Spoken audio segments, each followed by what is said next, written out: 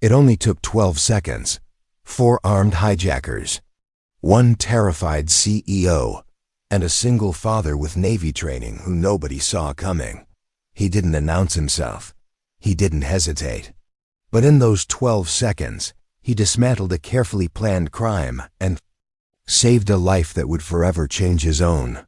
What followed would expose a kidnapping conspiracy that reached the highest levels of corporate espionage, test the bonds between a father and his young daughter, and prove that sometimes the most extraordinary heroes are hiding in the most ordinary lives. Before we jump back in, tell us where you're tuning in from, and if this story touches you, make sure you're subscribed, because tomorrow, I've saved something extra special for you.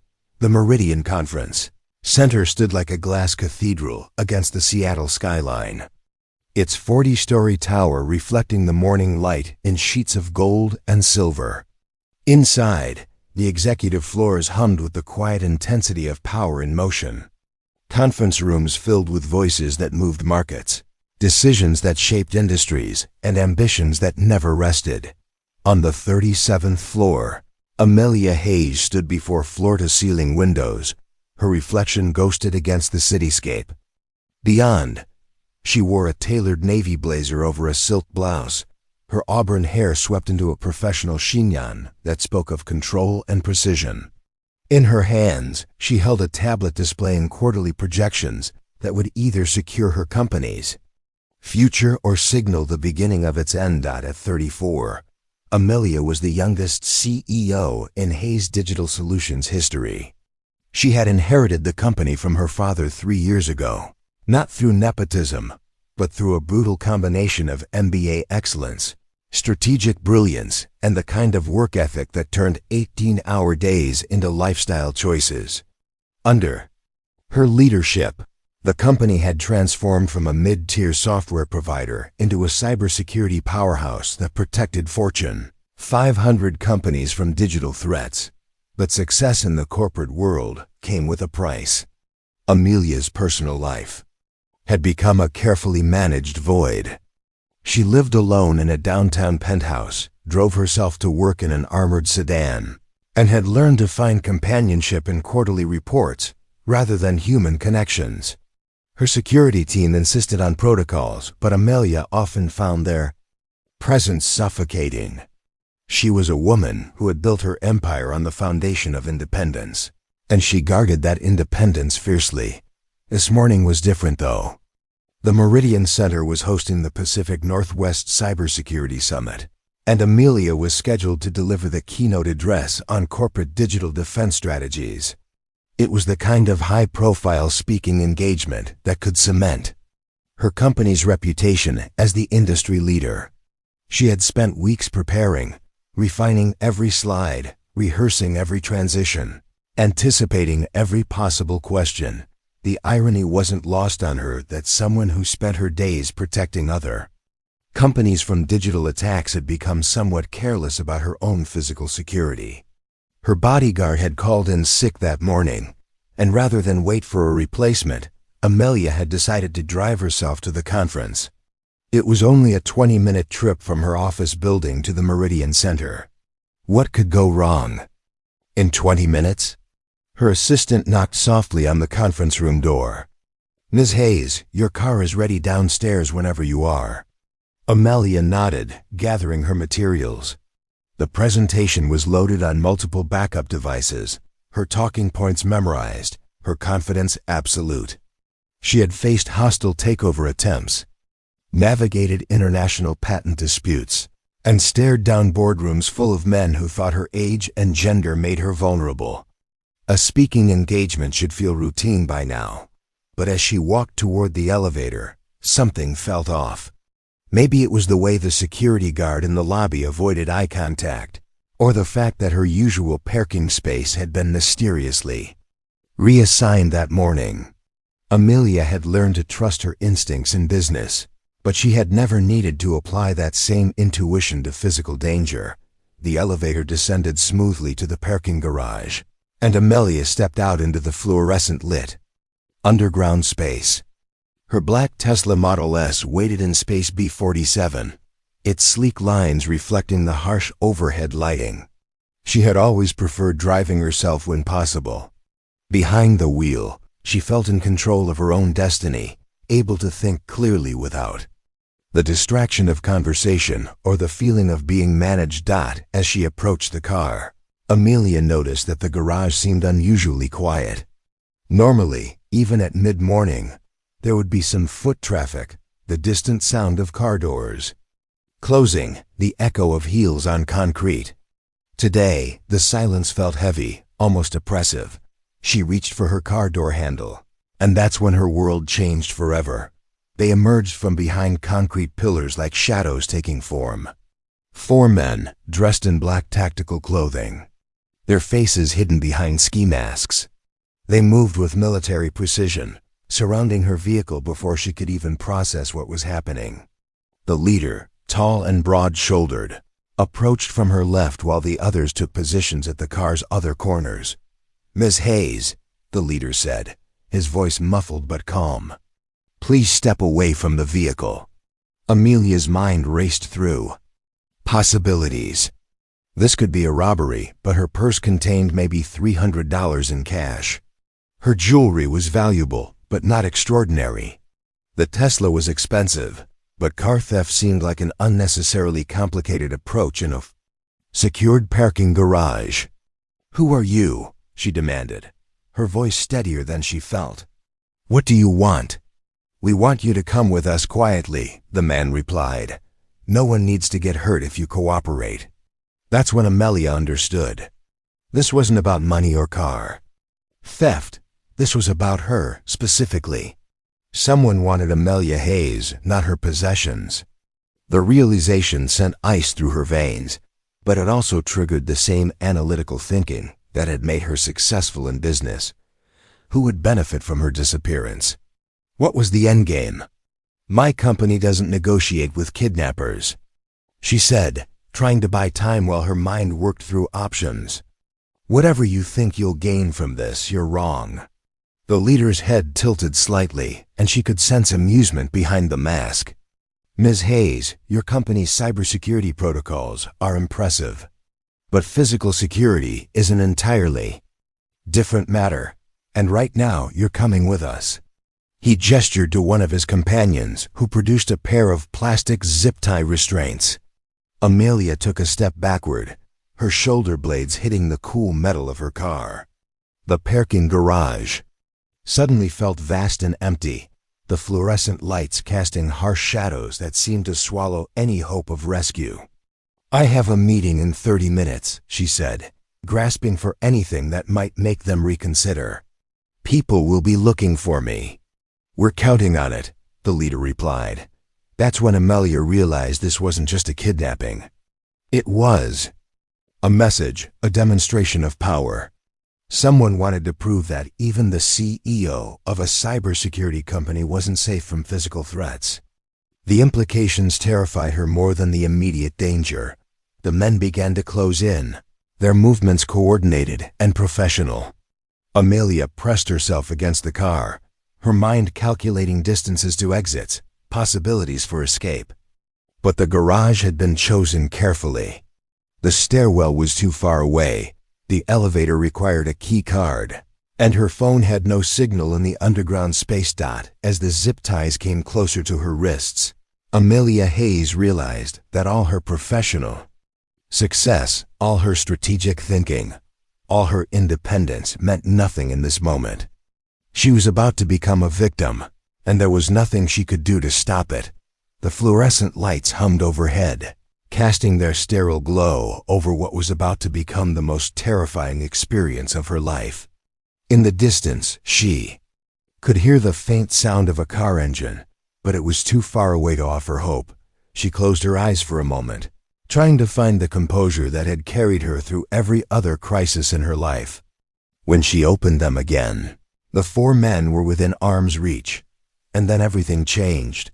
The sound came first, the sharp screech of tires on concrete echoing through the parking garage like a warning shot. Amelia's eyes snapped open as a vehicle rounded the corner at dangerous speed. its headlights cutting through the fluorescent gloom like twin swords.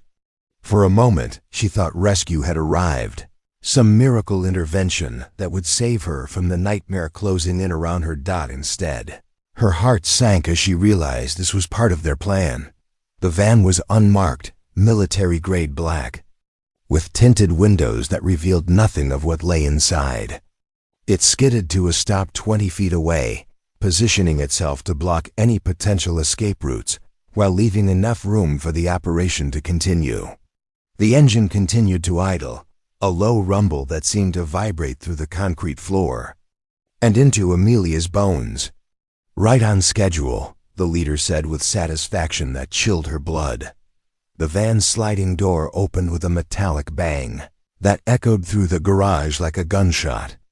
2 more figures emerged, both wearing the same tactical black clothing and ski masks as the others. But these newcomers carried equipment, a medical bag, coils of rope, and what looked like electronic devices that Amelia couldn't identify, but instinctively feared. "Medical support," one of the kidnappers explained to his leader, his voice carrying a slight accent that Amelia couldn't place. "And the communication jammers are active. No cell signals in or out of this section of the garage." Amelia's last hope of sending a distress message evaporated. She reached instinctively for her phone anyway, but the screen showed no signal bars, just the stark reality of complete isolation. Her cybersecurity expertise meant nothing here. All her digital defenses, all her technological safeguards, were useless against old-fashioned physical force. Preparing and narrating this story took us a lot of time. So if you are enjoying it, subscribe to our channel. It means a lot to us. Now back to the story. "Ms. Hayes," the leader continued, his voice taking on a tone of mock courtesy, "I want you to understand that we're professionals. This operation has been planned for weeks. Your schedule, your routines, security protocols, we know all of it. Your usual bodyguard didn't call in sick. He was paid to take the day off." The betrayal hit her like a physical blow. Marcus Thompson had been with her company for 2 years, had seemed genuinely committed to her protection. The idea that her own security had been compromised from within made her feel more vulnerable than the physical threat surrounding her. "Why are you doing this?" she asked, her voice stronger than she felt. "What do you want?" The leader exchanged glances with one of his companions before answering. "Your company has been very successful at protecting digital assets, Ms. Hayes, but success makes enemies. Competitors who can't match your innovation. Foreign governments who don't appreciate American cybersecurity dominance. Investors who profit when market leaders fall." He took a step closer, and Amelia could see her own reflection in his dark sunglasses. "Today, you become a demonstration that no one is untouchable. Your disappearance will create chaos in the cybersecurity sector. Stock prices will fluctuate. Contracts will be reconsidered. And certain parties will benefit greatly from that instability. This is corporate espionage," Amelia said, her analytical mind working even as her body flooded with adrenaline. "Industrial sabotage. The FBI will tear apart every company that benefits from my disappearance. The FBI will find a carefully constructed trail of evidence pointing to international terrorism," the leader replied calmly. "Your disappearance will be blamed on foreign actors seeking to damage American technological superiority. The real beneficiaries will remain invisible, their involvement untraceable." The sophistication of the plan struck Amelia with cold clarity. This wasn't a simple kidnapping for ransom. It was economic warfare disguised as terrorism, designed to destabilize her company and benefit competitors while misdirecting law enforcement attention. The realization that she was expendable in someone's larger financial strategy filled her with a fury that temporarily overcame her fear. "You won't get away with this," she said, lifting her chin defiantly. "Even if you succeed, someone will figure it out. Someone always does." The leader laughed, a sound muffled by his mask but unmistakably amused. "Ms. Hayes, You built your career on understanding digital vulnerabilities, but you never learned to identify physical ones. You drive the same route to work every day. You park in the same section of this garage. You dismissed your security detail because you value independence over safety. Each observation hit like an accusation. Amelia realized how thoroughly she had been surveilled, how predictable her routines had become. In the business world, patterns were strategies. In the physical world, patterns were weaknesses. The communication jammers ensure no one can call for help, the leader continued. The medical equipment ensures you remain unconscious and compliant during transport. And the electronic devices will create a digital footprint, suggesting you were taken by international actors operating in Seattle. One of the newcomers approached with a syringe, and Amelia's composure finally cracked. The reality of chemical restraint, of losing consciousness and waking up in some unknown location, triggered a panic response that years of corporate training couldn't suppress. "Please," she said, hating the pleading tone in her own voice. "Whatever they're paying you, my company can pay more. I can authorize transfers immediately. You don't have to do this." "Ms. Hayes," the leader said with something that might have been genuine regret, "this was never about money we could collect from you. This is about money others will make from your absence." The man with the syringe moved closer, and Amelia pressed herself harder against her car, the metal cold against her back. She could smell the antiseptic odor of medical supplies, could see the clear liquid in the syringe catching the fluorescent light. In moments, this would all be over, and she would disappear into whatever fate had been planned for her. "Hold still," the medic said, his voice professionally detached. "This will make everything much easier for everyone involved." Amelia looked around the garage one final time, searching for any possibility of escape, any chance of rescue, any miracle that might save her. The concrete walls seemed to close in around her. The fluorescent lights buzzed overhead like mechanical insects, and the van's engine continued its ominous idle, but the garage remained empty except for her captors. No security guards, no random commuters, no witnesses to what was about to happen. Even if she screamed, the sound would echo uselessly off concrete walls in a space designed for vehicles, not human voices. The leader nodded to his team, and they began to move with the coordinated precision of a military unit. The medic prepared the injection site on her arm, while two others positioned themselves to restrain her. The remaining men watched the garage entrances, professional and alert. "Last chance for cooperation," the leader said. "We can do this the easy way or the difficult way. But either way, you're coming with us." Amelia closed her eyes, trying to find some core of strength that could carry her through whatever was coming. She thought about her company, about the employees who depended on her leadership, about the clients who trusted her with their security. She thought about her father, who had built the company from nothing and trusted her to carry on his legacy. But mostly, she thought about how completely alone she was in this moment, how thoroughly her independence had been turned against her. Medic reached for her arm, and Amelia braced herself for the sharp sting that would end her consciousness and begin whatever nightmare awaited her. The fluorescent lights seemed to dim, the garage walls seemed to pulse, and time seemed to slow as her body prepared for the inevitable. And then she heard something that changed everything, the sound of footsteps, steady and purposeful, approaching. From the direction of the elevator, the footsteps weren't hurried or panicked, just steady and deliberate, echoing off the concrete walls with an odd rhythm that somehow cut through the tension like a knife through silk. Everyone in the garage, kidnappers and victim alike, turned toward the sound, and Amelia felt a flutter of hope mixed with terror. Rescue might be coming, but these men were armed professionals who wouldn't hesitate to eliminate witnesses. Figure that emerged from behind a concrete support pillar was not what anyone expected. Tristan Evans appeared ordinary at first glance, a man in his early 30s wearing faded jeans, work boots, and a gray hoodie with motor oil stains on the sleeves. His dark hair was tousled, his face carried the shadow of morning stubble, and he moved with the unhurried gait of someone heading to work on a Tuesday morning. In his left hand, he carried a coffee cup from the deli across the street. In his right, he held his phone, apparently checking messages as he walked out to the kidnappers. He looked like exactly what he appeared to be, a maintenance worker or mechanic who had business in the garage.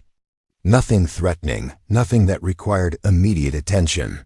The leader made a subtle hand gesture to his team.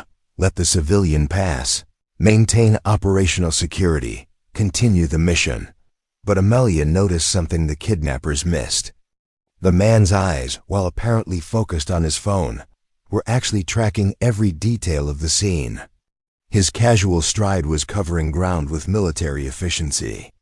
And despite his relaxed appearance, there was something in his posture that suggested coiled energy, like a spring under compression. "Excuse me," Tristan called out, his voice friendly and slightly confused. "I'm looking for my truck." "Blue Ford. License plate starts with RNK.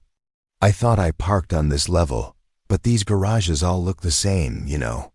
The leader's attention shifted toward this unexpected complication.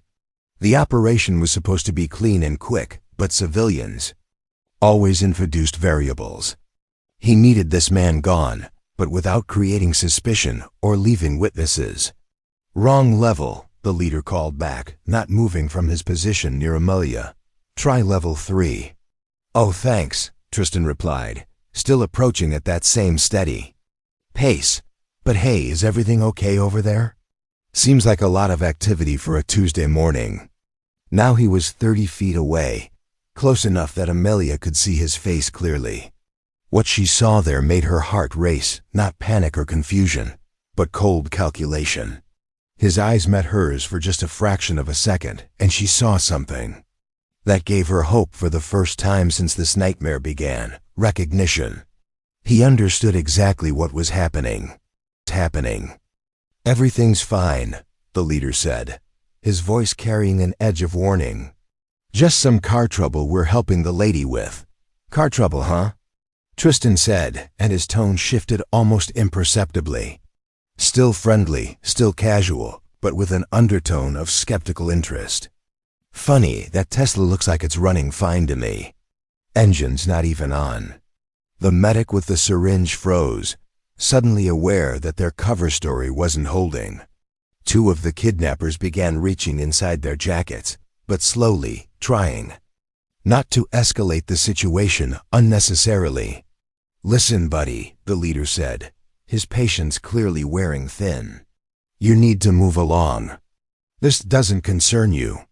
Tristan stopped walking, about 20 feet away now, and took a slow sip of his coffee. When he lowered the cup, his entire demeanor had changed. The casualness was gone, replaced by something that made the temperature in the garage seem to drop several degrees. "Actually," he said, his voice now carrying the unmistakable authority of someone accustomed to command, "I think it does concern me." And then everything happened at once. Tristan's coffee cup became a projectile, hot liquid splashing across the medic's face and causing him to drop the syringe. In the same motion, Tristan's phone struck the nearest kidnapper in the temple with surgical precision, dropping him instantly. The leader reached for his weapon, but Tristan was already moving, covering the distance between them with shocking speed. 12 seconds. That's all it took. The leader's gun cleared leather just as Tristan's shoulder connected with his midsection, driving him backward into the concrete pillar with enough force to crack ribs. A precise elbow to the nerve cluster in his neck sent him crumpling to the ground, conscious but unable to coordinate his movements. The second armed kidnapper managed to draw his weapon, but Tristan was already there, one hand deflecting the gun barrel away from Amelia while the other delivered a devastating uppercut to the man's solar plexus. As the gunman doubled over, gasping for breath, Tristan disarmed him with a wrist lock that probably fractured several small bones. The medic, still wiping coffee from his eyes, tried to circle around for a flanking attack. Tristan spun, caught the man's reaching arm and used his own momentum against him in a perfect judo throw that sent him crashing into the side of the van with a sound like a bass drum. The remaining two kidnappers, the ones who had emerged from the van with equipment, finally overcame their shock and rushed in together. This should have been the moment when numbers told, when Tristan's luck ran out. Instead, it was poetry. He dropped low, sweeping the legs of the first attacker while simultaneously striking the second in the knee with enough force to hyperextend the joint.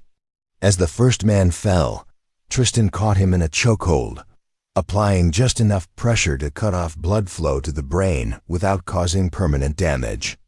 The man went limp in 3 seconds. The last kidnapper, the one with the damaged knee, tried to hobble toward the van where more weapons might be stored. Tristan caught him before he'd taken 3 steps, spinning him around and applying a joint lock that immobilized him completely without breaking anything. "Stay down," Tristan said quietly, and something in his voice convinced the man that compliance was his only viable option. 12 seconds. 6 trained kidnappers neutralized without a single shot fired, without any permanent injuries, without even raising his voice. Tristan stood among the disabled attackers like a conductor who had just finished a symphony, breathing normally, not even winded. Amelia stared at him in shock and awe, her mind struggling to process what she had just witnessed. This ordinary-looking man in work clothes had just dismantled a professional kidnapping operation with the efficiency of a natural disaster. "Are you hurt?" Tristan asked, his voice gentle now concerned. The transformation from lethal weapon back to caring human being was almost as shocking as the violence had been. "I know, I'm fine," Amelia managed. "Who are you?" Before he could answer, the wail of sirens began echoing through the garage. Someone, somewhere, had heard something and called the police. Or maybe Tristan had triggered some kind of alarm. Either way, help was coming. "Just someone who was in the right place at the right time," Tristan said. But there was something in his eyes that suggested the story was more complicated than that. He looked around the garage, taking inventory of the disabled kidnappers with professional efficiency. "The police will want to secure the scene and take statements. Are you ready for that, Ms. Hayes?" The fact that he knew her name should have been alarming, but somehow it wasn't. After what she had just witnessed, Amelia suspected that Tristan Evans knew a great many things that might surprise her. "How did you know?" she asked as the sirens grew louder. "Know what?" "That I needed help. That this wasn't just a conversation." Tristan smiled, and for the first time since she'd seen him, he looked genuinely relaxed. "Ms. Hayes, I've spent enough time in bad situations to recognize one when I see it. And I've learned that when someone looks like they need help, you don't wait for permission to provide it." The first police cars rounded the corner, their flashing lights painting the garage walls in red and blue. Tristan stepped back, suddenly seeming smaller, more ordinary, as if he was deliberately fading into the background. "Wait," Amelia called as uniformed officers began spilling into the garage. "I don't even know your name." "Tristan," he said simply. "Tristan Evans." And then, as quickly and quietly as he had intervened, he began to disappear into the controlled chaos of a crime scene, leaving Amelia with 1,000 questions and the absolute certainty that her life had just changed forever.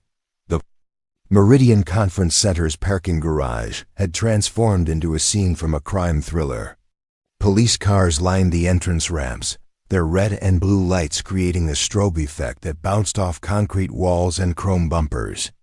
Paramedics moved efficiently between the disabled kidnappers, checking vitals and assessing injuries. With the professional detachment that came from years of emergency response work, Detective Sarah Kim crouched beside the kidnapping team's leader, who was now handcuffed and sitting against a concrete pillar, still struggling to fully coordinate his movements after Tristan's nerve strike. 6 professionals, she muttered to her partner, Detective Rodriguez, taken down by one man in work clothes. "I've never seen anything like this." Rodriguez nodded toward the van, where crime scene technicians were photographing sophisticated surveillance equipment, communication jammers, and enough medical supplies to run a field hospital. This wasn't some amateur kidnapping. Look at this gear. This was a military-level operation. 20 feet away, Amelia Hayes sat in the back of an ambulance, a shock blanket draped over her shoulders despite her protests that she wasn't injured. The paramedic had insisted on checking her blood pressure and pulse, both of which were still elevated from the adrenaline surge of nearly being kidnapped and then witnessing the most efficient display of combat skills she had ever seen. Ms. Hayes, Detective Kim approached with a notepad and the patient expression of someone who had conducted hundreds of witness interviews. I know you've been through a traumatic experience, but I need to get your statement while the details are fresh. Amelia nodded, pulling the blanket tighter around her shoulders. The morning chill seemed to have settled into her bones, though she suspected shock was more responsible than the temperature. Of course, where do you want me to start? Let's start with the man who helped you. Tristan Evans, how well do you know him? I don't, Amelia replied honestly. I'd never seen him before today. He just appeared when I needed help most. Detective Kim raised an eyebrow. Ms. Hayes, Mr. Evans neutralized 6 armed professionals in under 15 seconds using techniques that suggest advanced military or law enforcement training. That's not the kind of skill set most random Good Samaritans possess. Amelia looked around the garage, suddenly realizing that Tristan was nowhere to be seen. Where is he? I wanted to thank him properly. He gave a brief statement to the first officers on scene and then left, Rodriguez said, consulting his own notes. Said he had to get to work, that his daughter would be worried if he was late picking her up from school. His daughter, Amelia repeated softly. Something about that detail humanized the man who had moved through armed kidnappers like a force of nature. He has a family. According to his statement, he's a single father, Kim confirmed. Works as a mechanic at Brennan's Auto Repair on Pine Street. Says he was cutting through the garage as a shortcut to work when he noticed what looked like problem. Amelia shook her head slowly. Detective, what he did wasn't luck or instinct. That was training. Professional, high-level training. The way he moved, the precision of every strike, the fact that he disabled 6 armed men without seriously injuring any of them, that takes years of specialized education. Yet according to our preliminary background check, Tristan Evans has no record of military service, no law enforcement experience, no martial arts certifications, Rodriguez said. He's lived in Seattle for 5 years, pays his taxes, picks up his daughter from school every day at 3:15. About as ordinary as they come. But Amelia remembered the moment when their eyes had met across the garage, the instant recognition and calculation she had seen there. He knew, before anyone said anything, before the situation escalated, he understood exactly what was happening. That's not ordinary intuition. Detective Kim made notes, then looked up thoughtfully. Ms. Hayes, is there anything about your business, your personal life, any recent conflicts that might explain why someone wanted to kidnap you specifically? For the next hour, Amelia walked the detectives through her company's operations, recent business deals, and competitive relationships. She explained Hayes Digital Solutions' role in cybersecurity, their government contracts, and the industrial espionage that plagued the technology sector. But even as she answered their questions, part of her mind kept returning to Tristan Evans. The leader mentioned that this was about market manipulation, she told them. He said my disappearance would create chaos in the cybersecurity sector, that stock prices would fluctuate and certain parties would benefit. Corporate terrorism, Kim mused, using kidnapping to manipulate financial markets. It's not unheard of, but it's sophisticated. These men had military-grade equipment, detailed intelligence about your routines, and a plan to frame foreign actors for your disappearance. Rodriguez closed his notepad. Ms. Hayes, we're going to need increased security around you until we can determine if there are other threats. These men were professionals, but they were also employees. Someone hired them, and that someone is still out there. As the detectives moved away to coordinate with the FBI agents who were arriving to take over the investigation, Amelia found herself alone with her thoughts for the first time since the ordeal began. She looked around the garage, now bustling with law enforcement activity, and tried to process what had happened to her life in the space of 20 minutes. This morning, she had been Amelia Hayes, successful CEO, independent businesswoman, master of her own destiny. Now she was a victim of attempted kidnapping, a target of corporate espionage, and someone who would require security protection for the foreseeable future.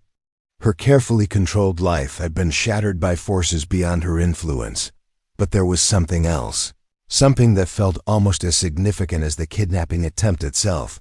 The memory of Tristan Evans, moving through danger to protect her. Not for money, not for recognition, not because he knew her, owed her anything, but simply because someone needed help and he was capable of providing it. "Ma'am," a uniformed officer approached. "We're ready to escort you back to your office whenever you're ready." Amelia nodded, but as she stood to leave, she made a decision. The police investigation would focus on the kidnappers and their employers. The FBI would trace financial connections and international implications. But she had her own investigation to conduct. She needed to understand who Tristan Evans really was, and why a mechanic from Pine Street possessed skills that could neutralize military-trained kidnappers without breaking a sweat. More than that, she needed to thank him properly for saving her life, and to understand why his brief intervention had affected her so profoundly. As the police escort led her toward the garage exit, Amelia took one last look at the crime scene. 6 professional kidnappers sat in handcuffs, their sophisticated equipment bagged as evidence, their carefully planned operation destroyed by 12 seconds of precise action from a man who claimed to be nothing more than a mechanic with a daughter to pick up from school. But Amelia Hayes hadn't built a successful cybersecurity company without learning to recognize when things weren't as they appeared. And everything about Tristan Evans suggested depths that a simple background check couldn't reveal. The morning sun felt different as she emerged from the garage, brighter somehow, as if the world itself had shifted during her time in that concrete underworld. She had survived an attempt to destroy her life, but more importantly, she had witnessed something that challenged everything she thought she knew about heroism, about the ordinary people who might be hiding extraordinary capabilities. Detective Kim handed her a business card as she reached her temporary escort vehicle. "Ms. Hayes, if you remember anything else about today, anything at all, please call me immediately." Amelia pocketed the card, but her mind was already working on a different kind of investigation entirely. Somewhere in Seattle, a single father named Tristan Evans was probably back at work, changing oil and rotating tires as if he hadn't just dismantled a sophisticated kidnapping operation during his morning commute. She intended to find him, to understand him, and to properly thank the man who had reminded her that heroes sometimes wore work clothes and carried coffee cups instead of badges and weapons. 3 days after the kidnapping attempt, Amelia Hayes stood outside Brennan's auto repair on Pine Street, feeling more nervous than she had during hostile takeover negotiations. The garage was a modest affair, 3 service bays under a corrugated metal roof, with a small office attached to one side. The hand-painted sign above the door had faded from years of Seattle rain, and the parking lot was cracked asphalt dotted with oil stains and weeds growing through the cracks. It was exactly the kind of place where someone might hide in plain sight. Amelia had spent the previous 2 days conducting her own investigation into Tristan Evans, using resources that went far beyond standard background checks. Her company's cybersecurity expertise gave her access to databases and analytical tools that could piece together digital footprints with remarkable accuracy. What she had discovered was both fascinating and frustrating. Tristan Evans had appeared in Seattle 5 years ago, like a ghost materializing from thin air. His employment history showed steady work as a mechanic. His financial records indicated modest but stable income. And his personal life revolved entirely around his 8-year-old daughter, Sophie. He paid his bills on time, volunteered at her school, and seemed to live the quiet life of a devoted single father. But there were gaps, inconsistencies, digital shadows, where concrete information should have existed. His social security number was legitimate, but it had been issued later in life than was typical. His driver's license showed a Seattle address from day one, with no record of transfers from other states. His automotive expertise was self-evident from his employment record, but there was no documentation of where or when he had acquired those skills. Most intriguingly, his daughter Sophie's birth certificate listed him as the father, but there was no record of a mother, no marriage certificate, no divorce decree, and no adoption paperwork. It was as if she had simply appeared in his life at the age of 3, coincidentally the same time he had arrived in Seattle. The federal databases that Amelia could access through her government contracts yielded even more curious results. Tristan Evans had no military service record under that name, no law enforcement background, no martial arts competition history. But the combat techniques he had displayed in the garage were unmistakably professional, the kind of skills that required years of intensive training and real-world application. Someone had created a new identity for Tristan Evans 5 years ago, complete with employment history, financial background, and parental responsibilities. It was expertly done, the kind of deep cover construction that suggested government involvement. But why would someone with those capabilities and connections choose to work as a mechanic in a rundown auto shop? The answer, Amelia suspected, lay in whatever had happened before he became Tristan Evans. She pushed open the glass door to the office, setting off a bell that announced her arrival. The waiting area was clean but worn, with vinyl chairs that had seen better decades and a coffee table covered with automotive magazines. Behind a scarred wooden desk sat a woman in her 60s, gray hair pulled back in a practical ponytail, wearing coveralls with Brennan's Auto embroidered over the pocket. "Help you?" the woman asked, looking up from a parts catalog with curious eyes that took in Amelia's tailored business suit and expensive handbag. "I'm looking for Tristan Evans," Amelia said. "I understand he works here." The woman's expression became protective. "He's working. Is this about some kind of trouble?" "Because Tristan's a good man, and if someone's trying to cause problems for him, no trouble," Amelia assured her quickly. "Actually, he helped me recently, and I wanted to thank him properly." "You're the lady from the parking garage," the woman said, recognition dawning.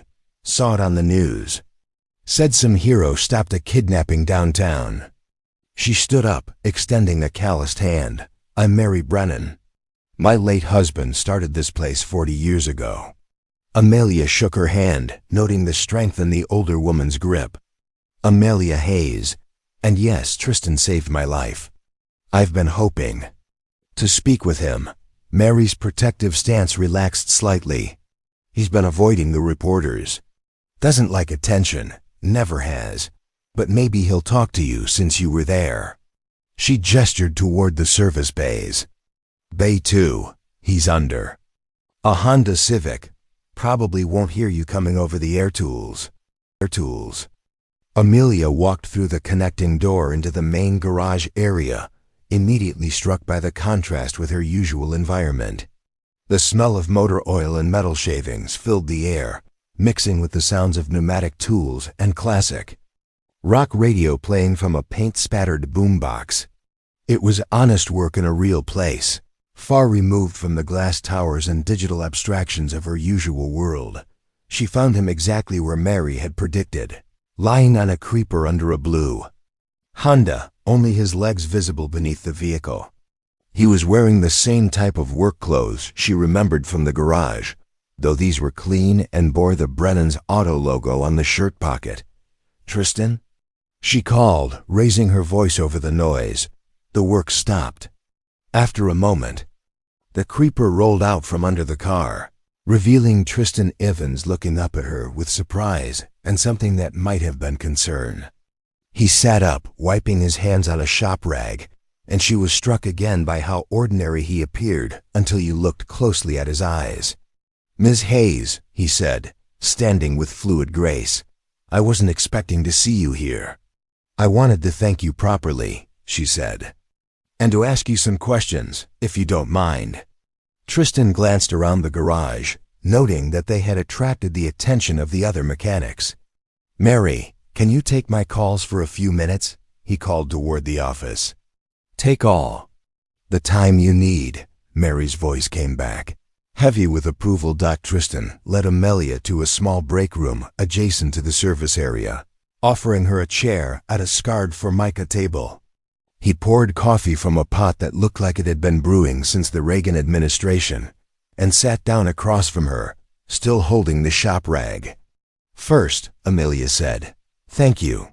I know I said it at the scene, but I don't think you understand how completely you changed the trajectory of my life. Those men weren't planning to ask for ransom.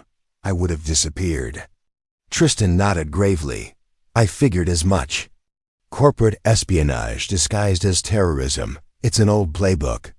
The casual way he identified the strategy confirmed Amelia's suspicions about his background. "That's not knowledge most mechanics would have." "I read a lot," Tristan said with a slight smile that didn't reach his eyes.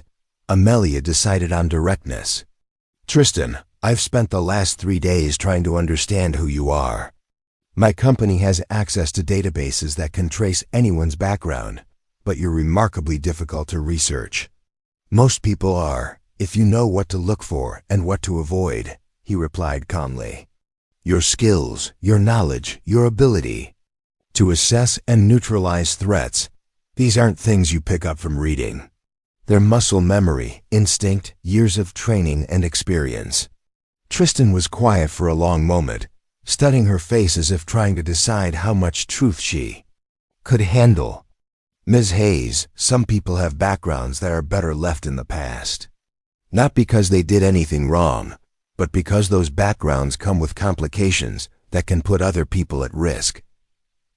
"Other people like your daughter?" His expression softened at the mention of Sophie. "She's 8 years old. She thinks her dad is a mechanic who's really good at fixing things. That's the truth she needs right now." Amelia leaned forward. "But it's not the complete truth, is it?" Tristan stood up, walking to the small window that looked out onto Pine Street. "Ms. Hayes, 5 years ago, I was someone else entirely. Someone whose job involved traveling to dangerous places and doing difficult things so that other people could sleep safely at night. When Sophie came into my life, I realized that the person I had been wasn't compatible with the father I needed to become." "Sophie isn't biologically your daughter," Amelia said gently. "Biology doesn't make you a parent," Tristan replied, his voice carrying an edge of protective steel. "Being there every day, caring about someone more than your own life, teaching them right from wrong, that's what makes you a parent." Amelia heard the warning in his tone and backed off slightly. "I'm sorry. I didn't mean to imply anything negative. I'm just trying to understand." Tristan turned from the window. "Sophie's parents were killed during a humanitarian mission overseas. I was part of the security team trying to protect aid workers in a very dangerous region. When the situation went bad, her parents made me promise to get her to safety. By the time we reached the States, she had no family left, and the system was going to put her into foster care. So you adopted her. It was more complicated than that. My former employers understood that I couldn't continue in my previous role while raising a small daughter. They helped me establish a new identity, a quiet life where we could both start over." "Your former employers," Amelia repeated. "Military? Intelligence?" Tristan smiled ruefully. "The kind of organizations that don't exist on paper and never acknowledge their operations. Let's leave it at that." The pieces were falling into place. a Black Ops operative who had given up everything to protect and raise an orphaned girl, creating a new life in Seattle where they could both escape the shadows of his former world. It was a story of sacrifice and love that resonated deeply with Amelia's own understanding of what it meant to protect something precious. "The day you saved me," she said, "you took a risk. Using those skills, revealing that capability, it could have exposed you." "Some things are worth the risk," Tristan said simply. "And now?" "The news coverage, the police investigation. Are you worried about your cover being blown?" Tristan shook his head. "The identity is solid, and I was careful about what I told thee. Police. As far as anyone knows officially, I'm just a mechanic who got lucky. But Ms. Hayes, I need you to understand something important." He sat back down, leaning forward with intensity. "The people who tried to kidnap you were professionals. But they were also employees. Someone hired them, and that someone is still out there. The FBI investigation might catch the middlemen, but the real power behind this operation has the resources to try again." "My security team has been upgraded," Amelia said. "I'm taking precautions." "Good, but precautions aren't always enough. Against people with unlimited resources and patience." Tristan hesitated, then seemed to make a decision. "If you ever find yourself in real danger again, if the official channels can't protect you, you call me." He pulled a business card from his wallet, a simple white card with Brennan's Auto Repair and a phone number. But on the back, in pencil, he wrote another number. "This is my personal cell. It's always on, and I'm always listening." Amelia took the card, feeling the weight of the promise it represented. "Why would you do that? You barely know me." "Because some people are worth protecting," Tristan said. "And because I've learned that when you have the ability to help someone and you don't, you spend the rest of your life regretting it." Outside, the sound of a school bus could be heard rumbling down Pine Street. Tristan glanced at his watch and stood up. "Sophie's bus gets to the corner in 5 minutes," he said. "I always meet her there." As they walked back through the garage, Amelia realized that she had gotten her answers, but they had only led to more questions. Tristan Evans was a man who had sacrificed everything for an 8-year-old girl who wasn't even his biological daughter, creating a quiet life where they could both heal from traumas she could only imagine. But he was also someone who had stepped out of that quiet life to save her, risking exposure and discovery to protect a stranger in need. "Tristan," she said as they reached the garage entrance, "thank you. Not just for saving my life, but for trusting me with part of your story." He nodded, already looking toward the street corner where a school bus was pulling up. "Take care of yourself, Ms. Hayes. And remember, if you need help, real help, don't hesitate to call." Amelia watched him walk toward the bus stop, his posture shifting from the careful wariness of someone protecting secrets to the open joy of a father greeting his daughter at the end of the school day. A small girl with pigtails and a backpack, nearly as big as she was, launched herself into his arms, chattering excitedly about her day as he swung her around. For just a moment, Amelia felt a pang of something she couldn't quite name, not envy, exactly, but a recognition of something beautiful and rare. Tristan Evans had found something worth more than his former life, worth more than recognition or glory. He had found purpose in protecting and nurturing another person's happiness. As she walked to her car, Amelia fingered the business card in her pocket and wondered what it would be like to have someone willing to risk everything just to keep you safe. 2 weeks after her visit to Brennan's Auto Repair, Amelia Hayes stood in her corner office on the 42nd floor of the Columbia Center, staring at a wall of monitors displaying financial data that made her blood run cold.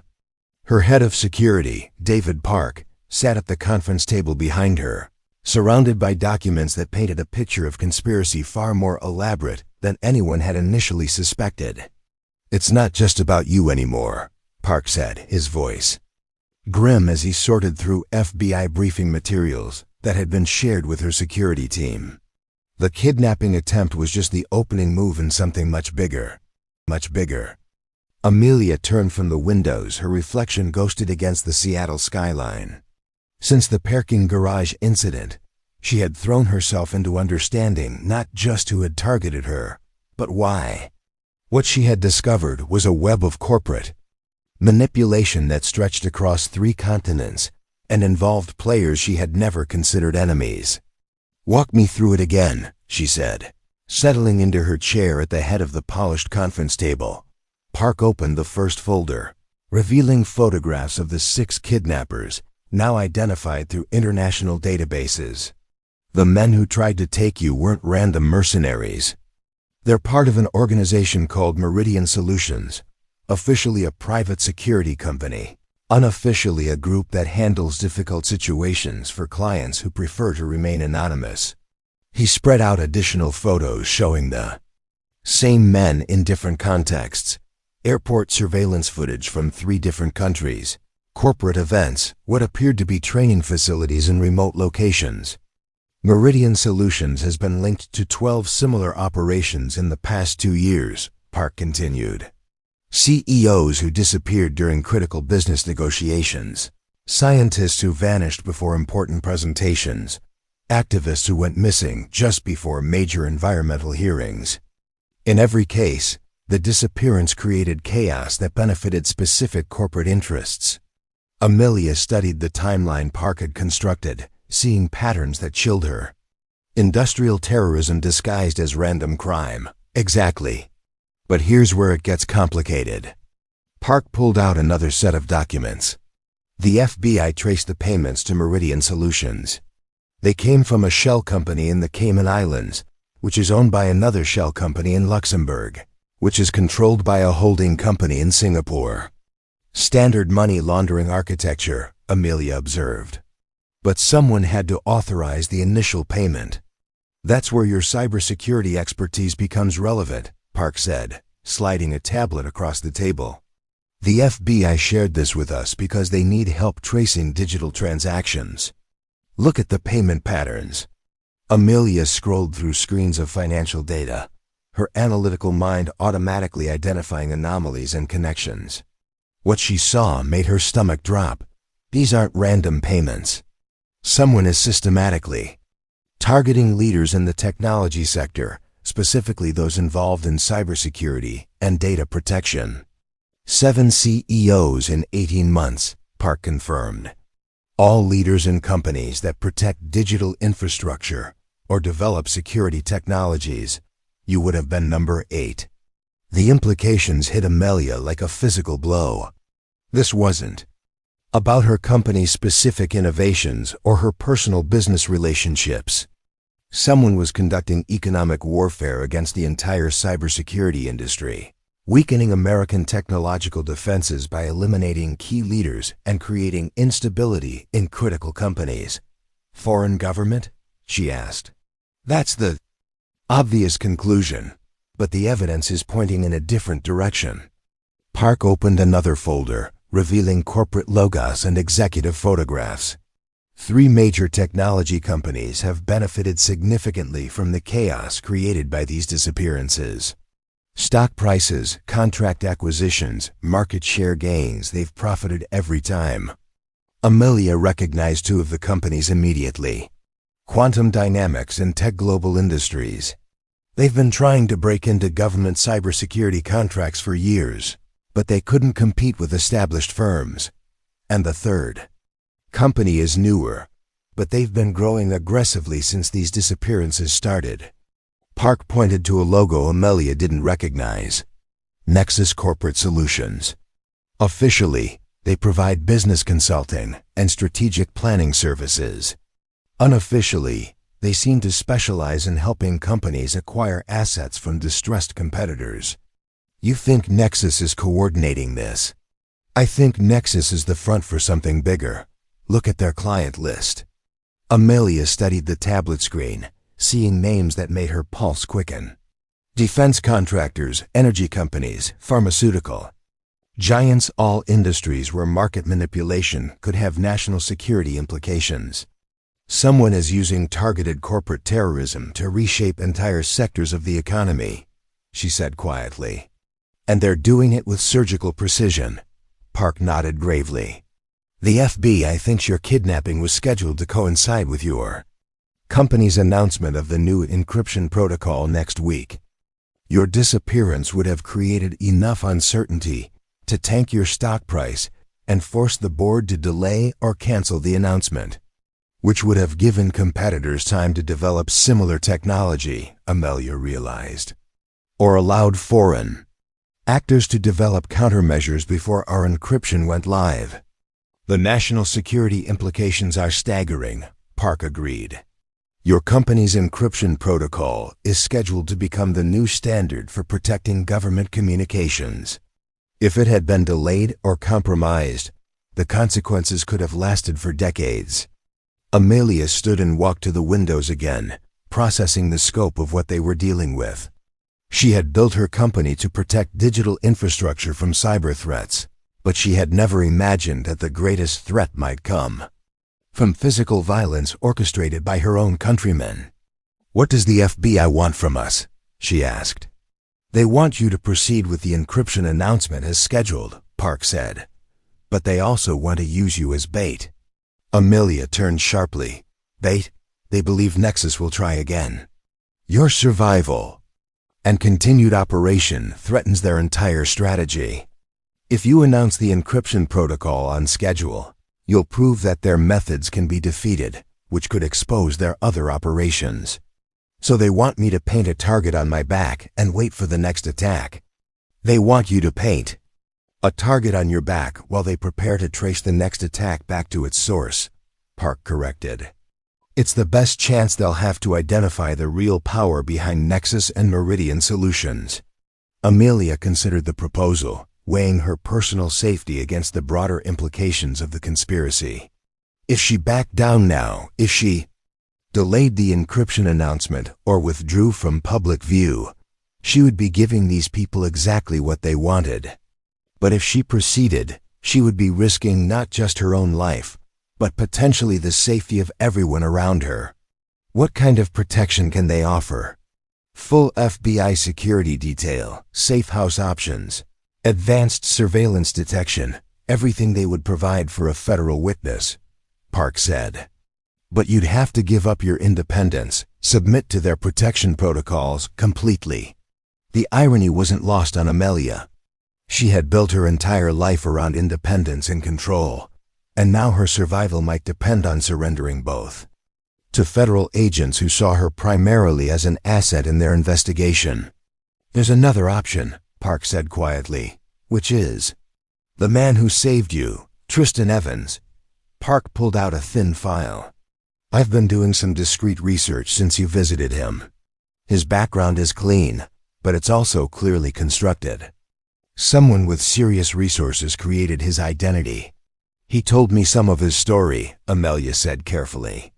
"Then you know he has capabilities that go beyond standard protection services. And more importantly, he has a personal investment in keeping you safe." Amelia thought about her visit to the auto shop, about Tristan's quiet intensity when he had given her his personal number, about the way he had looked at Sophie getting off the school bus. He was a man who understood the importance of protecting what mattered, who had already sacrificed everything once to keep someone safe. "You think I should ask him for help? I think you should consider all your options before making a decision that could affect the rest of your life," Park said diplomatically. That evening, Amelia sat alone in her penthouse apartment, surrounded by FBI briefing materials and corporate financial reports that painted a picture of systematic economic warfare. Outside her floor-to-ceiling windows, Seattle glittered in the darkness, a city full of technology companies and innovative minds that were apparently under assault from forces they couldn't see or understand. She picked up Tristan's business card, running her thumb over the penciled phone number on the back. Calling him would mean admitting that the FBI's protection might not be enough, that she needed help from someone who operated outside official channels. It would also mean potentially exposing him and Sophie to dangers that could destroy the quiet life he had built. But as she studied the financial data showing the systematic targeting of technology leaders, Amelia realized that this conspiracy was bigger than her personal safety. If Nexus succeeded in manipulating the cybersecurity sector, if they managed to delay or compromise critical encryption technologies, the implications could affect national security for generations. She thought about Tristan's words. Some things are worth the risk. Maybe her survival was worth the risk of disrupting his carefully constructed new life. Maybe stopping this conspiracy was worth asking him to step back into the shadows he had worked so hard to escape. Amelia reached for her phone, then hesitated.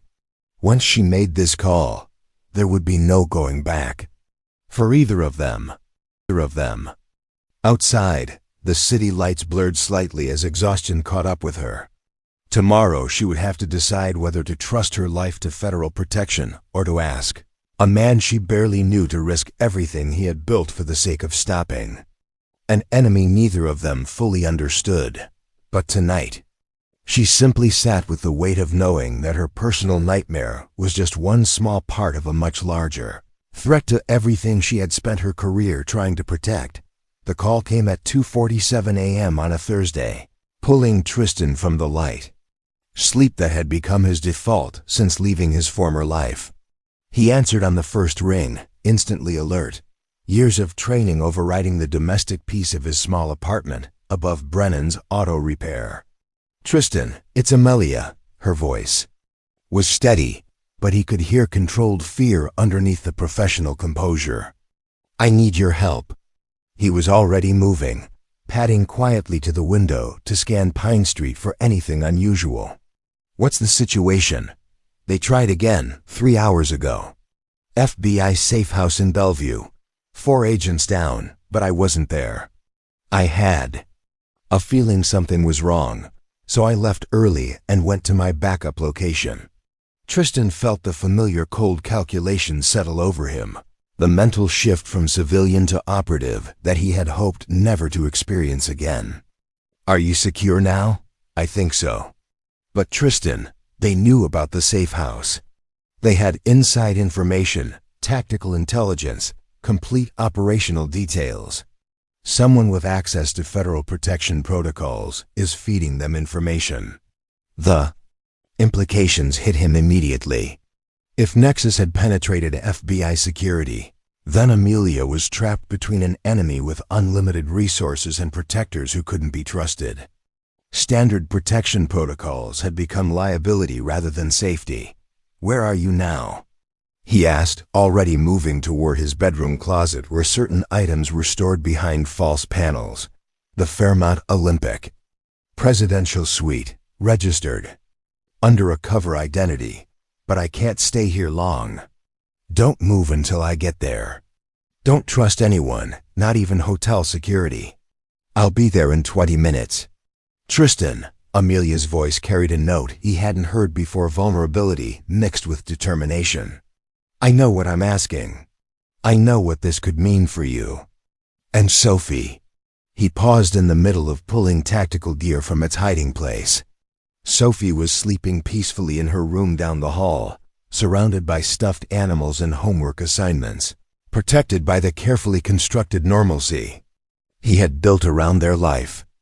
Engaging with this threat could destroy all of that.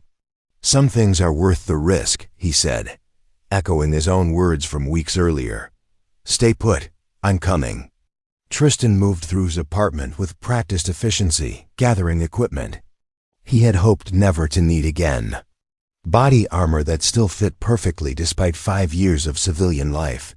Communication gear that could penetrate most electronic surveillance. Weapons that were legally registered, but capable of much more than sporting purposes.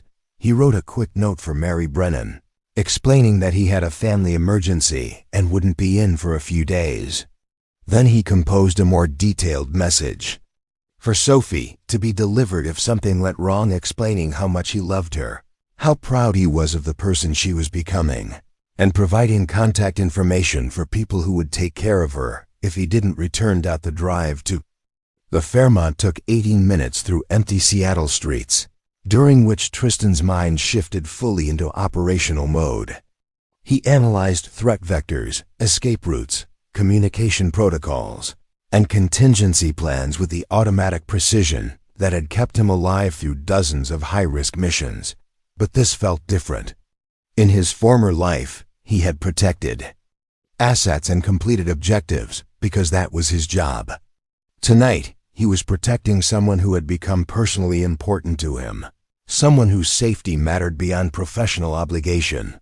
He entered the hotel through a service entrance, avoiding main lobbies and security cameras, using skills that felt both rusty and as natural as breathing.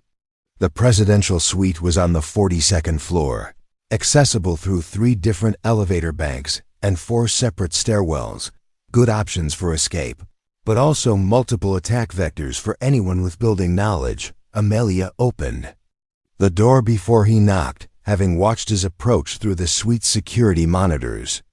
She wore jeans and a sweater instead of her usual business attire, and her hair was pulled back in a practical ponytail that reminded him of the way Sophie wore hers for school. But her eyes held the sharp focus of someone who had accepted that. Her life was now measured in tactical decisions rather than quarterly reports. "Thank you for coming," she said simply. Tristan swept the suite quickly, checking sight lines, communications access, and defensive positions with automatic thoroughness. "We can't stay here," he concluded. "Too exposed, too predictable. Vale. Find this location eventually." "Where can we go that's truly safe?" "Nowhere," Tristan said honestly. "Safety is a myth when you're dealing with people who have unlimited resources and government access. But we can stay mobile, unpredictable, and make ourselves expensive enough that they'll look for easier targets." He spread out a map of the Pacific Northwest on the suite's dining table, marking locations with a pencil. "We need to change the game.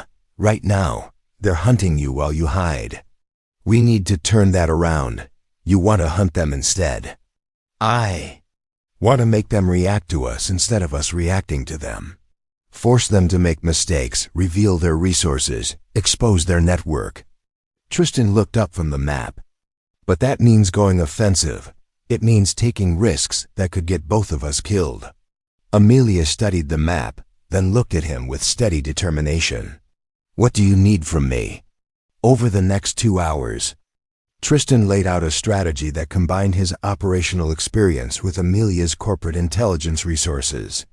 They would use her announcement of the encryption protocol as bait, but instead of waiting passively for the next attack, they would actively hunt the hunters. "Nexus operates through cutouts and intermediaries," Tristan explained. "But every organization has weak points, places where money flows, where communications happen, where operational decisions get made. We're going to find those weak points and apply pressure until something breaks." The FBI has been compromised," Tristan said flatly. "Maybe not completely, but enough that we can't trust their protection. We'll share intelligence with them, but we operate independently. And if we're wrong, if we're making this situation worse..." Tristan's expression softened slightly. "Amelia, these people have killed or disappeared at least 7 other executives. They've attacked federal agents. They're not going to stop because you comply or cooperate. The only way this ends is if we end it." As dawn broke over Seattle, they began their transformation from hunted victims to active participants in a shadow war that most people would never know existed. Tristan's skills, combined with Amelia's resources and intelligence, created a partnership that neither of them could have imagined weeks earlier. But both understood that once they stepped onto this path, there would be no return to the quiet lives they had been living. Sophie would have to stay with Mary Brennan, protected by security measures that Tristan hoped she would never understand. Amelia would have to abandon the corporate world that had defined her identity and learn to think like someone whose survival depended on staying one step ahead of professional killers. "Are you ready for this?" Tristan asked as they prepared to leave the suite. Amelia looked out at the city where she had built her company, created her identity, and lived her carefully. Controlled life. Then she looked at the man who had already sacrificed his former existence, once to protect someone he loved, and who was now willing to do it again for her. "I'm ready," she said. And with those words, two people who had been shaped by different worlds and different dangers began a partnership that would either destroy the conspiracy threatening America's technological security or destroy them in the attempt. The warehouse complex in the industrial district south of Seattle looked abandoned, its broken windows and rusted loading docks suggesting years of neglect. But Tristan's trained eye caught the subtle signs of recent activity: fresh tire tracks in the gravel, security cameras hidden in the architectural details, and the kind of organized emptiness that suggested careful preparation rather than genuine abandonment. "3 vehicles," he murmured into his throat microphone, watching the building through binoculars from their concealed position 500 yards away. "Professional surveillance pattern. This is definitely the location." In the mobile command center they had constructed in the back of a stolen panel van, Amelia monitored multiple data streams on laptop screens that showed financial transactions, communication intercepts, and surveillance footage from across the city. 3 weeks of aggressive investigation had led them to this moment, the operational center where Nexus coordinated their corporate terrorism campaigns. "Electronic signatures confirm it," she reported quietly. "The same communication protocols, the same financial routing codes. This is where they've been planning and coordinating the attacks.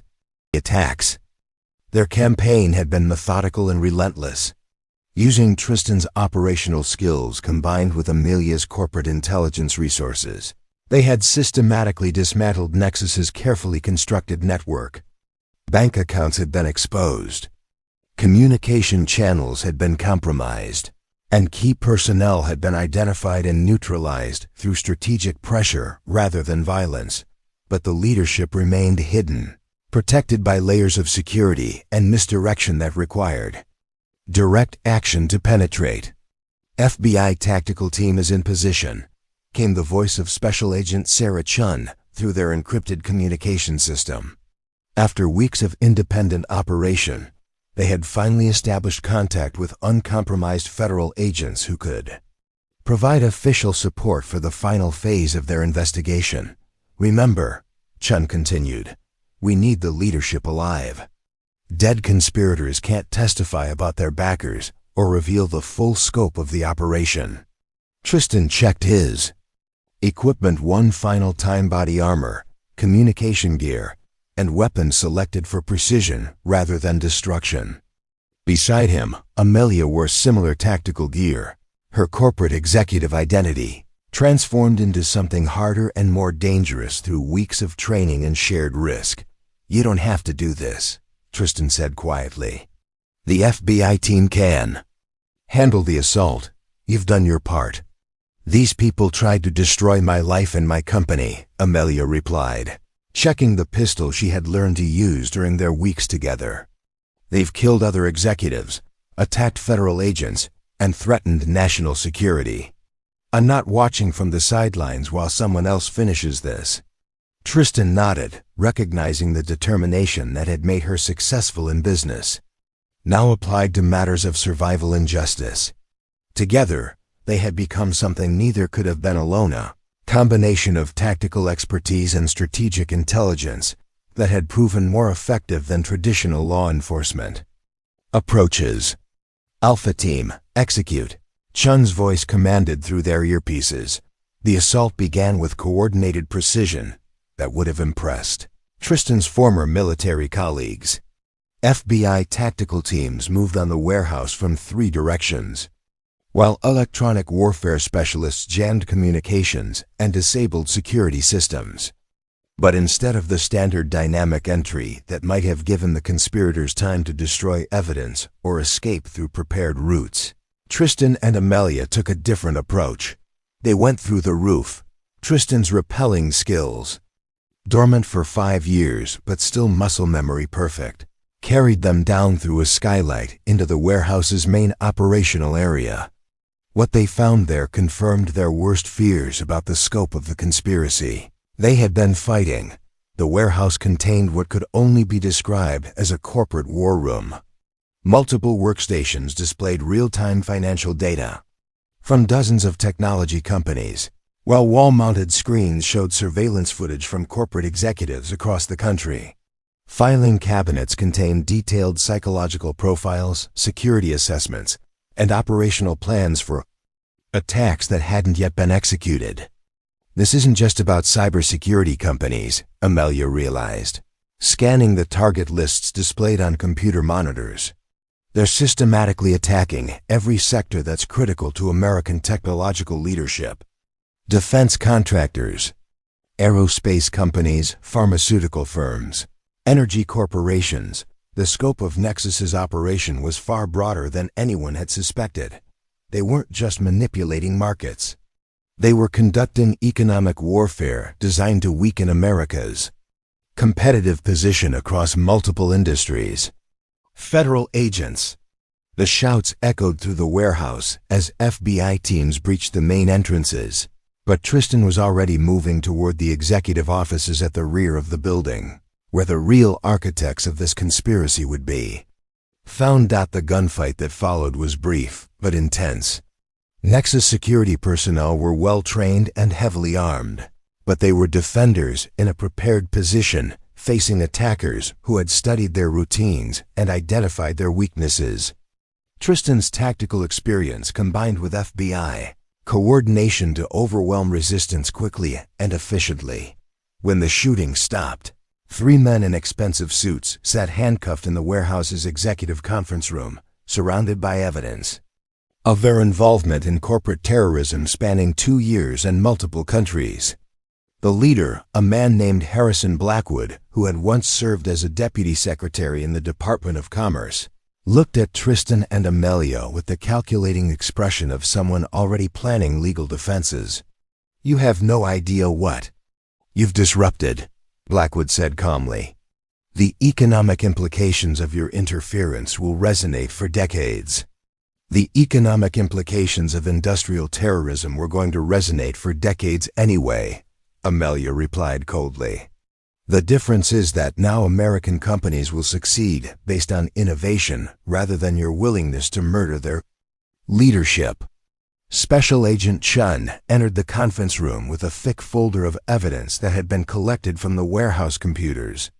"Gentlemen," she announced, "you're under arrest for conspiracy, terrorism, murder, and about 40 other federal charges that will keep you in prison for the rest of your lives."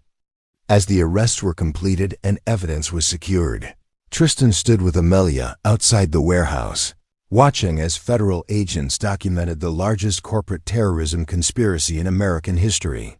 The morning sun was rising over Seattle, casting long shadows across the industrial landscape that seemed symbolic of the shadow war that was finally ending. "It's over," Amelia said quietly.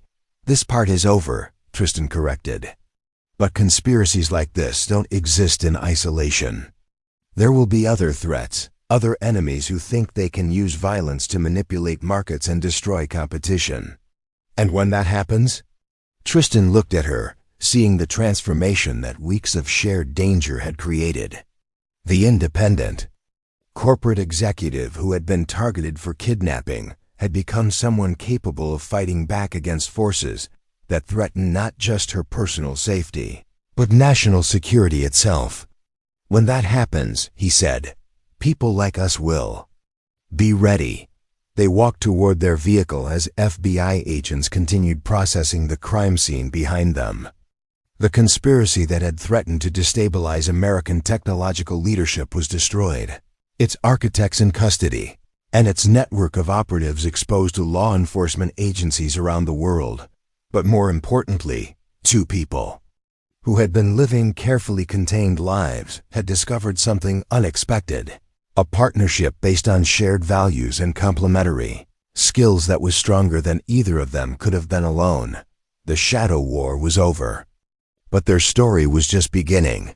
6 months after the warehouse raid that dismantled the Nexus conspiracy, Tristan Evans stood in the lobby of the newly renovated Hayes Digital Solutions building, watching construction workers install a memorial plaque that honored the 7 executives who had been murdered or disappeared before Amelia's kidnapping attempt.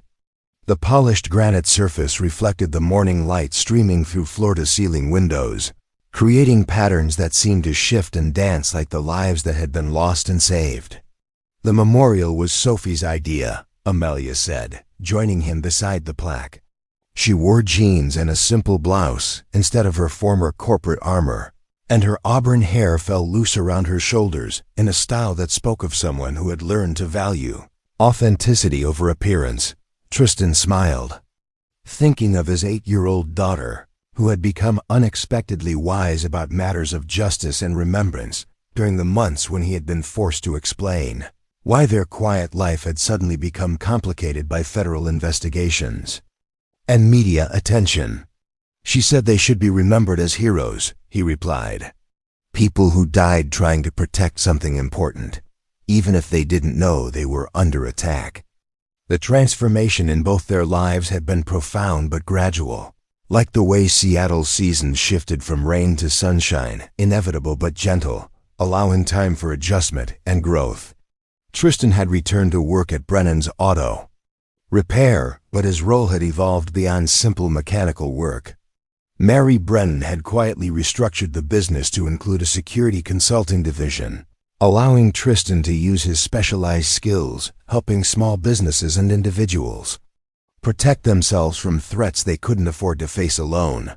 Amelia's changes had been even more dramatic. Hayes Digital Solutions had become something unprecedented in the corporate world, a technology company that prioritized human security alongside digital protection. Her near-death experience and the weeks of shadow warfare that followed had fundamentally altered her understanding of what it meant to build something worth protecting. "The Senate committee hearing went well yesterday," she said, settling into one of the lobby's comfortable chairs. "Senator Williams thinks the corporate terrorism prevention legislation will pass by a wide margin." "Good," Tristan replied, sitting beside her. "Though I suspect people like Blackwood will find new ways to cause damage, even from federal prison." Harrison Blackwood and his co-conspirators had received life sentences without parole, but their convictions had revealed a network of corporate manipulation that extended far beyond their specific organization.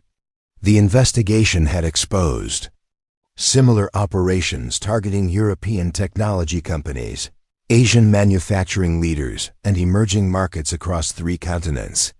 What had seemed like an isolated American conspiracy had turned out to be part of a global effort to destabilize technological competition through systematic violence. "Which brings us to the other matter," Amelia said, pulling a folder from her briefcase. "The proposal I mentioned last week." Tristan opened the folder to find architectural plans for a facility that looked like a cross between a training center and a university campus. The design included classrooms, simulation laboratories, residential quarters, and what appeared to be advanced security training facilities. "The Vigilant Institute," Amelia explained. "A place where executives, government officials, and other high-value targets can learn to protect themselves and their organizations from threats like Nexus. Not just digital security, but comprehensive personal and corporate defense strategies." Tristan studied the plans, recognizing the thoughtfulness that had gone into every detail. "You want to train corporate executives to fight back against industrial terrorism.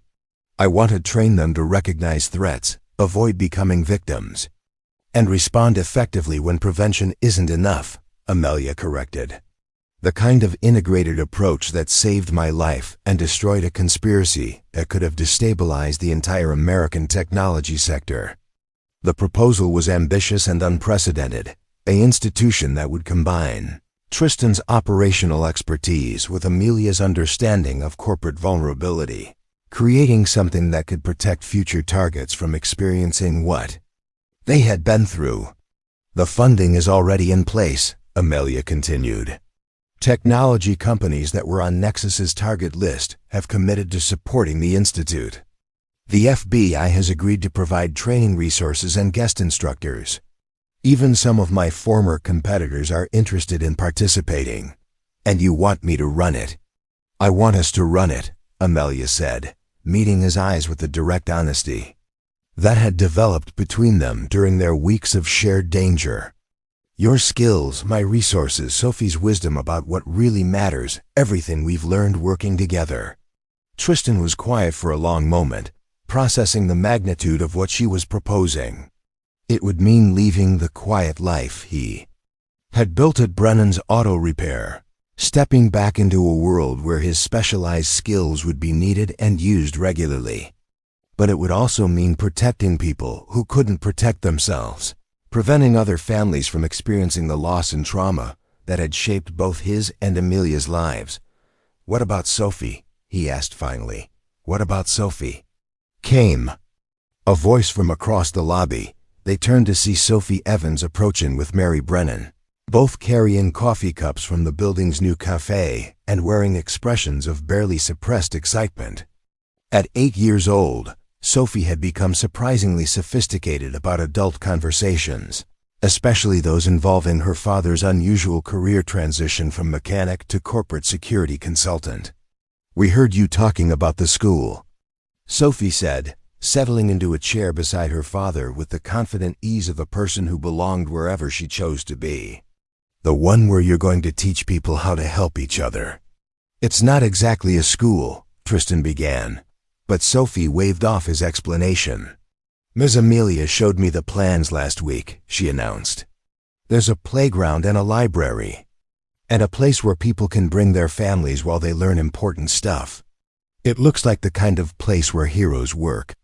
Mary Brennan chuckled, settling into the remaining chair with the satisfied expression of someone watching a plan come together. She's been talking about nothing else for days. Apparently, being the daughter of someone who stops bad guys is more exciting than being the daughter of someone who fixes transmissions. Both are important, Sophie said seriously. But helping people not become victims is more important than fixing cars. Tristan looked around the lobby at these 3 women who had become central to his life in ways he couldn't have imagined when he was living quietly above an auto repair shop, focused only on protecting Sophie from the complications of his past. Mary Brennan, who had given him honest work and asked no questions about his background. Amelia Hayes, who had challenged him to use his skills for something bigger than mere survival. And Sophie, who had somehow understood from the beginning that helping others was worth temporary disruption of their peaceful routine. The institute would be based here in Seattle, Amelia said. Sophie wouldn't have to leave her school or her friends. And Mary has agreed to oversee the facility management if you're both interested in the position. Somebody has to make sure you don't forget to eat while you're saving the world, Mary said dryly. Tristan felt something shift inside his chest, the same feeling he had experienced in the parking garage 6 months ago when he had decided to step forward instead of walking away. It was the recognition that some opportunities only came once, and that the regret of not acting could be harder to live with than the risks of engagement. When would we start? He asked. Amelia's smile was radiant. Whenever you're ready. Outside the lobby windows, Seattle continued its daily rhythm of commerce and life, unaware that within the gleaming building they were planning something that could protect corporate leaders and technology innovators for generations to come. The conspiracy that had threatened to destabilize American technological security was defeated, but the Institute would ensure that future threats would face prepared and capable resistance. I have one condition, Tristan said. Name it. Sophie gets to help design the playground and the library, and she gets to approve all the family facilities. Deal, Amelia said, extending her hand for a formal handshake. As they shook hands, sealing an agreement that would transform their professional partnership into something permanent and meaningful. Sophie clapped her hands with delight. This is going to be the best job ever, she announced, and looking around at the 3 women who had helped him build something worth protecting, Tristan Evans realized she was absolutely right. 2 years after a single father with Navy training stepped forward in a parking garage to save a stranger's life, the Vigilant Institute had become something unprecedented in American corporate security. The facility buzzed with quiet intensity as executives, government officials, and technology leaders learned skills they hoped never to need, but understood were essential for survival in an increasingly dangerous world. Tristan Evans stood in the Institute's main training room, watching a class of 12 CEOs practice situational awareness techniques that could mean the difference between life and death when faced with professional kidnappers. These weren't action movie scenarios, they were practical skills based on real threats that had already claimed lives and destroyed companies across multiple industries. "Remember," he told the class, his voice carrying the calm authority that had made him one of the most sought-after security instructors in the country, "the goal isn't to become a warrior. The goal is to recognize danger early enough to avoid it, and to respond effectively if avoidance isn't possible." Among the students was Jennifer Martinez, CEO of a biotechnology company that had been targeted by industrial espionage attempts 3 times in the past year. She raised her hand with a question that had become common since the Nexus conspiracy trials had revealed the full scope of corporate terrorism. What if we're dealing with threats that have government-level resources? Individual preparation seems inadequate against that kind of opposition. Individual preparation is never adequate against sophisticated threats, Tristan agreed. That's why we emphasize network building, mutual support, and coordinated response protocols. No one survives alone against professional opposition. He gestured toward the observation deck where Amelia Hayes watched the session with several federal agents who regularly consulted with the Institute on emerging threat patterns. Their partnership had evolved from desperate survival cooperation into something deeper and more sustainable, a professional and personal relationship built on shared values and complementary strengths. The most effective defense against systematic threats is systematic preparation, Tristan continued. When corporate leaders understand how to protect themselves and each other, when they share intelligence about emerging threats, when they coordinate their security responses, that creates a network that's much harder to attack than isolated individuals. The lesson concluded with a practical exercise in escape and evasion techniques, skills that had saved lives multiple times since the Institute's founding. As the executives filed out to their next session on digital security protocols, Tristan made his way to the administrative offices where the real work of threat assessment and prevention took place daily. Amelia was reviewing intelligence reports from corporate security directors across the country, identifying patterns that might indicate new terrorist organizations or industrial espionage campaigns. Her transformation from isolated CEO to collaborative security leader had been remarkable, but more importantly, it had probably saved dozens of lives by creating systems that prevented attacks rather than just responding to them. 3 more attempts this month, she said without looking up from her reports, all targeting renewable energy companies, all using similar operational patterns. Someone is systematically attacking American clean technology leadership. New conspiracy or copycat operations? Tristan asked, settling into the chair across from her desk. Unknown, but we're sharing intelligence with the FBI and coordinating with European security services. Whatever it is, we'll be ready for it. The afternoon sun streamed through the office windows, illuminating photographs on Amelia's desk that told the story of their unlikely partnership. Pictures from the Institute's opening ceremony, images of successful graduates who had avoided or survived attacks using skills learned in their classrooms. Group photos from conferences where former victims had become advocates for comprehensive security preparation.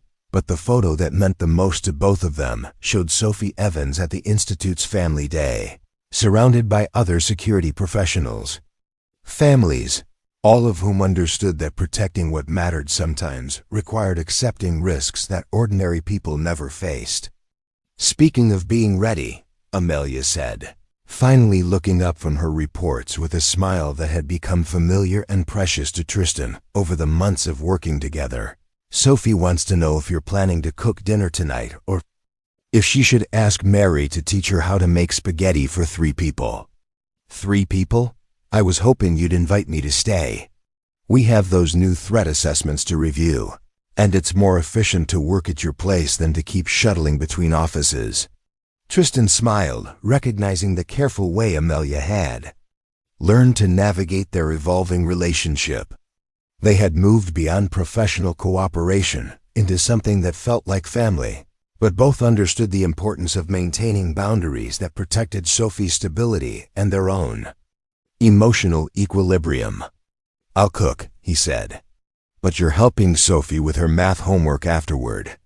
She respects your analytical skills more than my ability to remember 4th grade multiplication tables." As they prepared to leave the institute for the day, Tristan reflected on how completely his life had changed since that morning in the parking garage. He had thought he was saving one person's life, but instead he had discovered a purpose that used all his skills while protecting the quiet life he had built with Sophie. The Vigilant Institute had trained over 200 executives in its first 2 years, prevented at least 15 kidnapping attempts through early warning systems, and created a network of corporate leaders who understood that their individual security was connected to their collective strength. More importantly, it had demonstrated that terrorism, whether digital or physical, could be defeated by people who refused to be victims and chose to protect each other instead. That evening, as Tristan cooked dinner while Amelia helped Sophie with homework at the kitchen table, he realized that heroes weren't people who sought out danger or lived for dramatic moments. Heroes were people who built something worth protecting and then had the courage to stand up when that protection was needed. Sometimes heroes wore uniforms and carried weapons, but sometimes they wore work clothes and carried coffee cups, ready to step forward when ordinary decency demanded extraordinary action. And sometimes, if they were very fortunate, that single moment of courage grew into something larger, a life dedicated to ensuring that other people never had to face their dangers alone. The quiet heroes were still out there, still watching, still ready. And the world was safer because of their presence. Up next, you've got 2 more standout stories right on your screen. If this one hit the mark, you won't want to pass these up. Just click and check them out. And don't forget to subscribe. And turn on the notification bell so you don't miss any upload from us.